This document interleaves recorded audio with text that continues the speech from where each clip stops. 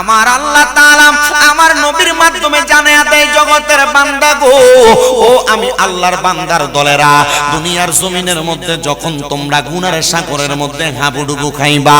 আমি আল্লাহর ঘোষণা, তোমরা দুনিয়ার জমিনের মধ্যে থাকা অবস্থায় তোমরা বেশি বেশি করে আমি আল্লাহকে স্মরণ করো। আজকে যেই মসজিদের মধ্যে বসলাম, জিনাকে স্মরণ করে এত সুন্দর ফাতিহা ইয়াজদাহুমের মাহফিল আমরা সাজাইলাম, ওই হুজুর বড় পীর গৌসে পাক আব্দুল কাদের জিলানী আল গিলানী রাদিয়াল্লাহু তাআলা আনহু, উনি ওনার একজন মুরিদানকে নসিহত করেছেন, এ আমার ভক্ত,